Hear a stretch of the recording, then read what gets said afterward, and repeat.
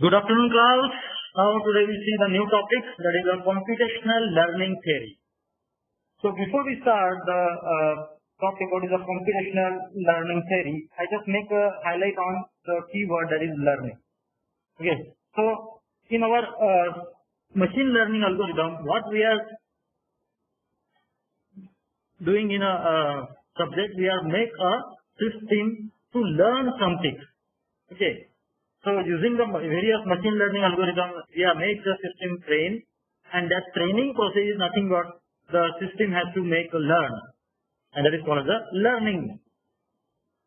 So to train an algorithm, what we have to do? The first thing we must understand that how much data that system is required to learn the process. And the second thing, how many iterations we require to understand that particular concept. That is called the learning process. So, for example, in real life, we can say that there are the 3 students. Out of the 3 students, one was required understand any topic. Whenever I taught him any subject, so he understands that subject very quickly. So we can say that student is very good learner.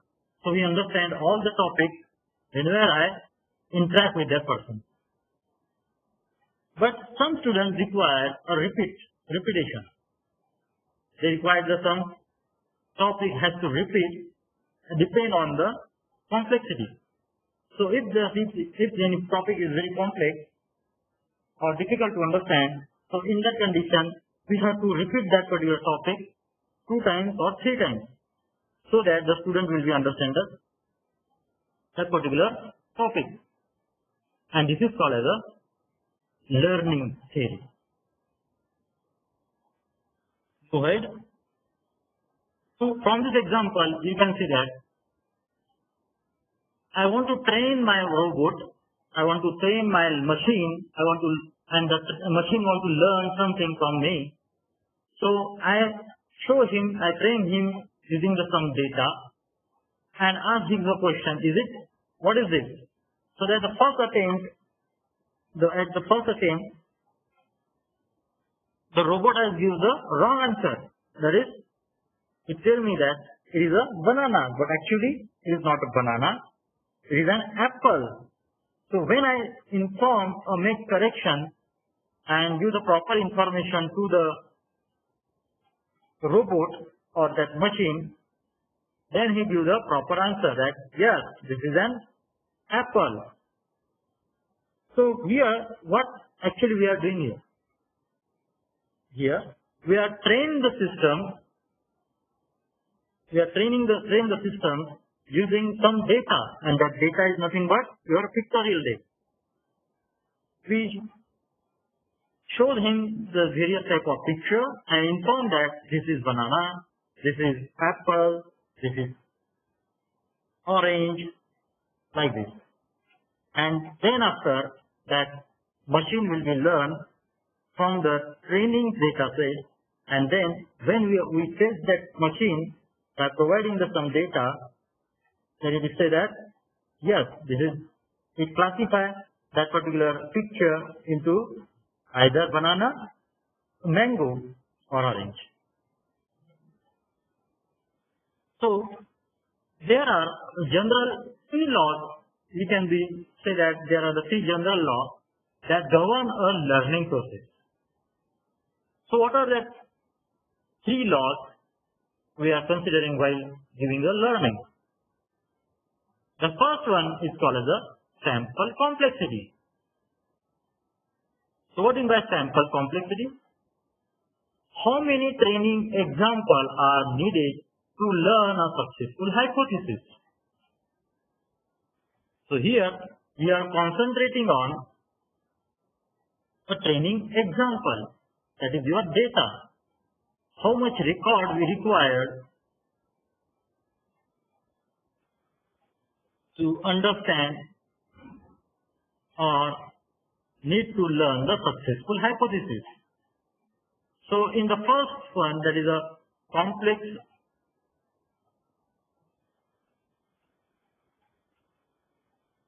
sample complexity, we are more focused on training example.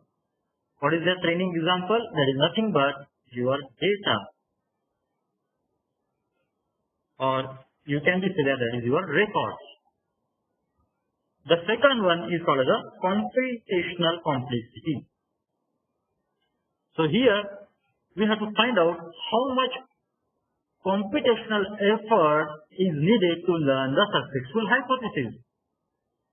So computational effort means, it means that how many times we have to teach that particular algorithm to give the successful hypothesis. For example, here I train this robot one time, and after that, once I train him first time, he gives the wrong answer, that is a banana. But again, I am train him and inform that no, it is not a banana, it is an apple. So here I take a two computational effort to learn to inform this system or to train this system that and make my hypothesis successful. This is nothing but your hypothesis. Okay. You can say that these are nothing but your hypothesis, hypothesis H, that identify the object. So what is the hypothesis? Here the hypothesis is to identify the picture or to identify the object. So to identify that particular object, my machine take a two effort. In first effort, it gets failed. We can mention that in the first attempt, the system is get failed. But in the second attempt, my system is get passed because it gives the proper answer. Is it correct? Yes. So in the first time, my system is get wrong answer. It say that it is a banana. So I train it again in the second iteration or in the second computational effort. The system is give the proper answer. It says yes, it is an apple. So I require the two computational effort to make my hypothesis successful. Now, what is our hypothesis here? So hypothesis H, you will be say that identify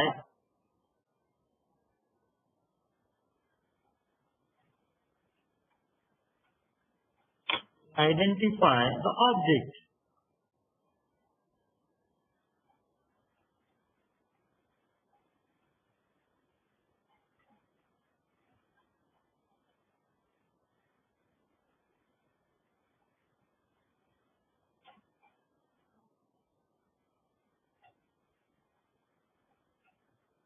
To identifying the object, it is my hypothesis. So at the second attempt, it identify the object correctly. And this is called as a computational complexity. So in a computational complexity, we are concentrate on how many iterations, how many efforts taken by the machine learning algorithm to learn the successful hypothesis. And the third one, this is first, this is second, and this is third, is called a mystic bound.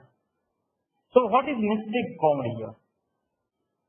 In a mystic bound, we have to find out how many training examples will the learner misclassify before covering the successful hypothesis.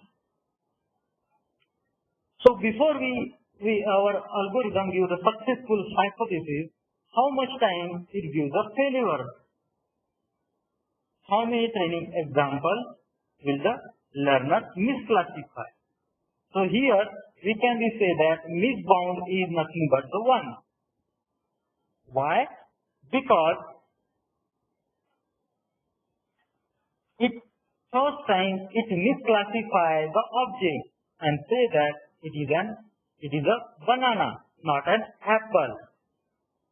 So you can say that the mistake bound for this example is 1, computational complexity is 2, and the training example are 1. So here I am considering only one data. Here my problem having the 2 computational complexity, and the mistake bound of my algorithm is 1 because it gives only one mistake while recognizing the object or identify the object.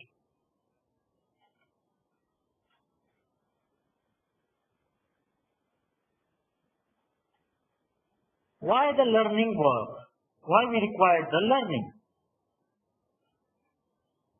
The learning work under what condition is successful learning possible and impossible? So you have to mention the condition here. So when you design algorithm or when you select the algorithm, you have to find out the under what condition your learning is possible or impossible.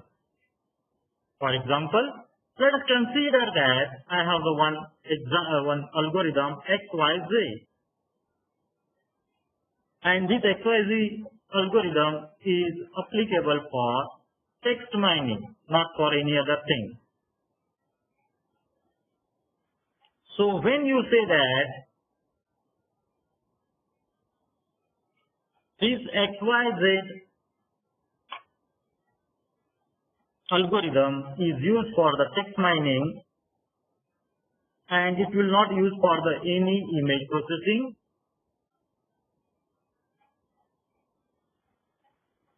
or video processing. Okay, so you have to mention that this algorithm is not used for the image processing, it is used for the text mining only or text processing.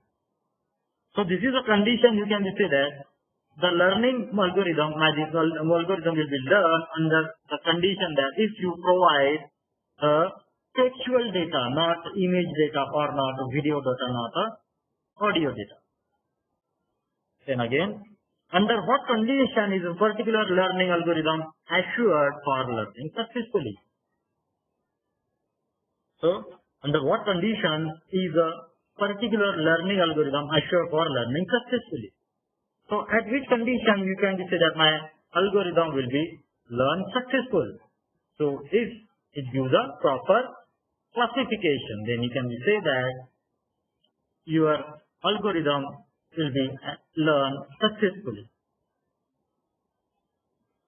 To check this learning property of your algorithm, we have the 2 models.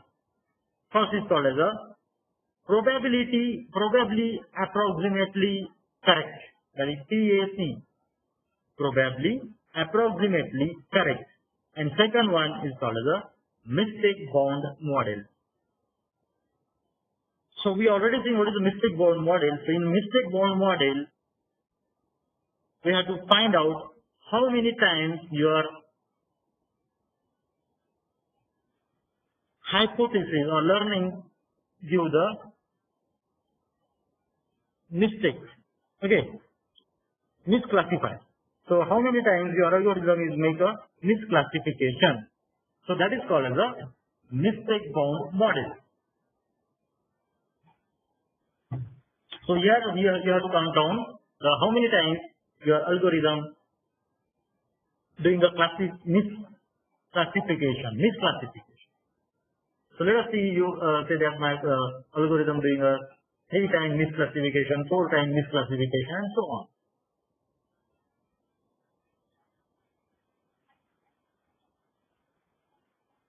Next, you have to write down these terms or keep in your mind. These are the very important terms that we have to understood now during this lecture. That is X. So what is the X? X is a set of all possible instances.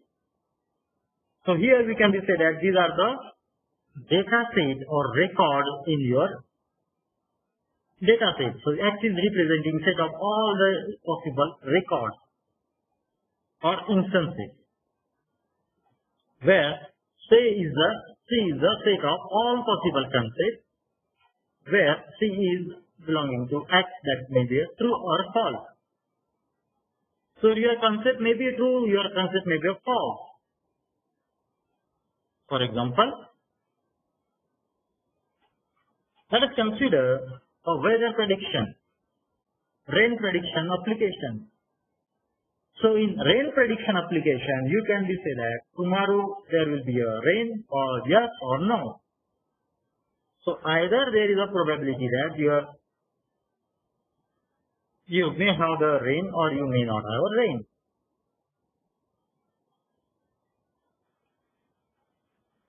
Then H.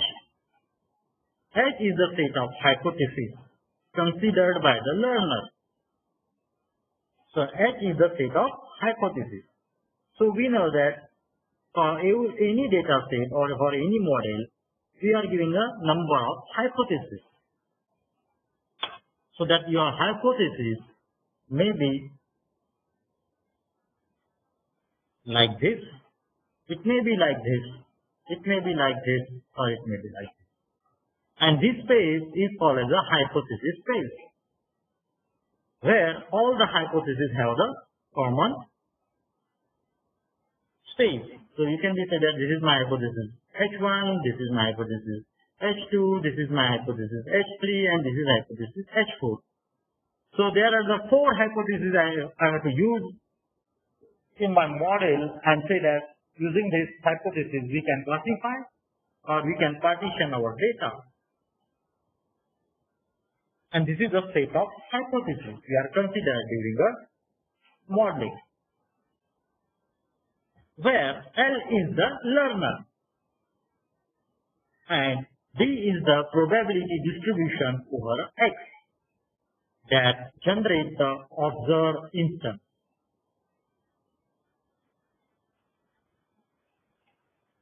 What do you mean by the true error? The true error of hypothesis H with respect to the target concept C and the observation distribution D is the probability that H will misclassify an instance drawn according to the D. So here we have the one hypothesis called as a small h, and there are some targeted concepts that concept may be a true or false concept. And I have some observed value D, where H will misclassify. So your hypothesis will misclassify the instances. So instead of you classifying your instances properly into two groups, let us consider that your hypothesis is misclassify the instances. Okay, and one example. So let us consider this is a data set and it is using my model. I have these are the data points.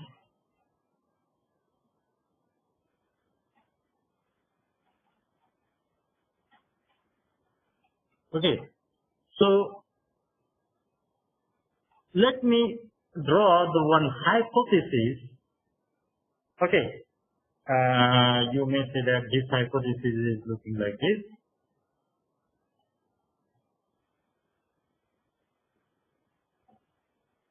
Okay, so how you can be classify these two data points? You cannot say that these points are belonging to the blue or this is belongs to the green, because even though the majority of this at the same time, so this hypothesis is misclassify the instances. Okay, so you are making your hypothesis your hypothesis is making a misclassification in this problem. So this is then nothing but the error. So this is called the true error. So instead of that, if you are making your hypothesis like this, or like this, so in that condition, you can say that my hypothesis is not misclassified. Now we can classify the data point in the two classes. That is this one indicating the all blue color, and this is indicating all the red color. So the data points are classified correctly. Okay, but if you're making your classification like this, so you can say that this is your hypothesis will make a misclassification. Okay, and it make a error. So how we can find out the true error? I hope you understand what by error now. So this hypothesis making an error because it misclassify the object, instance object. Okay, it is not classified correctly. Instead of, if you are using this hypothesis, so you are classifying your object correctly. Okay, so this is an error we have to find out. So that is called as a true error of hypothesis.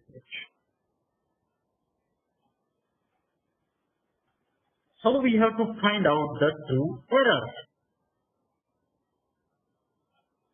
The true error is nothing but error of D. D is according to the distribution, observation distribution, is equal to P of X is belonging to the D in bracket C of X is not equal to H of X.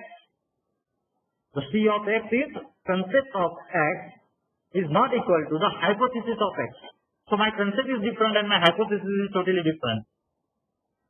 So in that condition there may be some error, and that is called as a true error.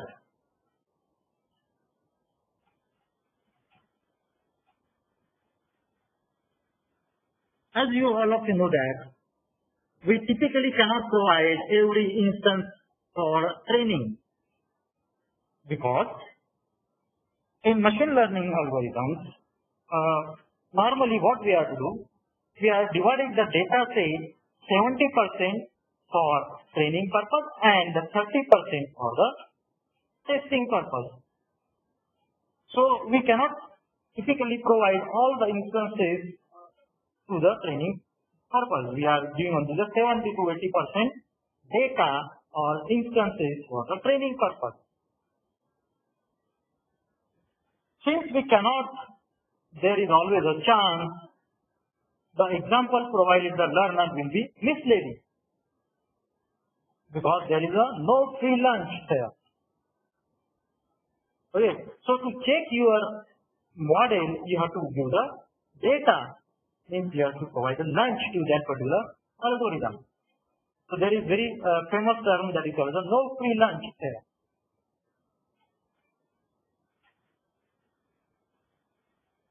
So overcome this problem, we have one model, and that is called as a probably approximately correct learning.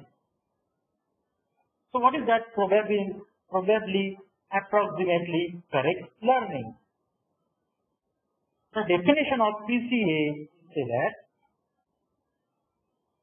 the concept class C is a PAC learnable by the hypothesis class H if and only if there exists a learning algorithm L such that given any target concept small c in a capital C, any target distribution D over the possible example X, and any pair of real numbers where 0 is less than epsilon and delta is less than 1, that L takes an input a training set of M examples drawn according to the D, where the size of M is bounds above by the polynomial in 1 divided by epsilon and 1 divided by delta. And the output and hypothesis H in H about which we can say with a confidence greater than 1 minus delta, that the error of hypothesis is less than epsilon. So our error definition is now updated, it gets changed as error of B equal to T of C of X is not equal to H of X, is less than equal to epsilon.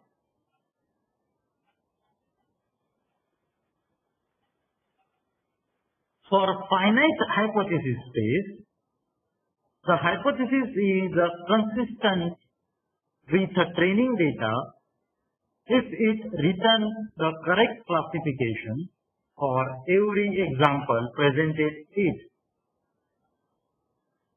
A consistent learner returns only hypotheses that are consistent with the training data. Given a consistent learner, the number of examples sufficient to ensure that any hypothesis will be probably with a probability 1 minus delta, approximately with an error epsilon, and it is corrected as m is greater than equal to 1 divided by epsilon in bracket ln of h plus ln of 1 divided by delta. This is a theorem to find out the hypothesis H space. If the hypothesis space H is a finite and D is the sequence of m is greater than equal to 1 independent random example of some target concept C, then for any 0 is less than equal to epsilon is less than equal to 1, the probability that VSHD contains a hypothesis with an error greater than epsilon is less than under h of e raised to the power em, where the proof is that probability of one hypothesis W divided by error is greater than epsilon consistent W divided by 1x is less than minus epsilon is less than equal to e raised to the power epsilon. And probability of one hypothesis W divided by error is greater than E consistent epsilon consistent with mx is less than e raised to the power em epsilon m, and the probability of one of h hypothesis consistent with mx is less than h e of raised to the power epsilon of minus epsilon em. So what is this Vs? Interesting. He found the probability that I am a consistent learner will output the hypothesis H with her error H is greater than E.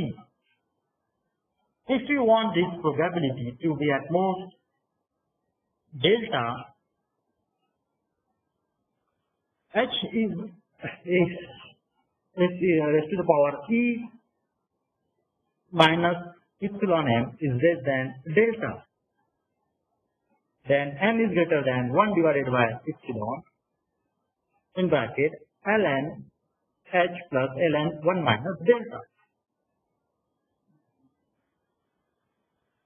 Now, what are the problems we are faced during the PAC? The PAC learning framework has two disadvantages. The first, it can lead to weak bounds. And second, a sample complexity bound cannot be established for infinite hypothesis space. So this complexity bound cannot be established as a hypothesis space. If when you have the hypothesis space, so when you have more than 2 or 3 hypotheses, then it creates a hypothesis space. So when you have an infinite hypothesis space, this complexity bound cannot be established. And this is one of the problem of PSE. So to overcome this problem, we have introduced a new dimension that is called as the VC dimension. So in the next lecture, we will see in more detail what do you mean by the VC dimension and how it is worked.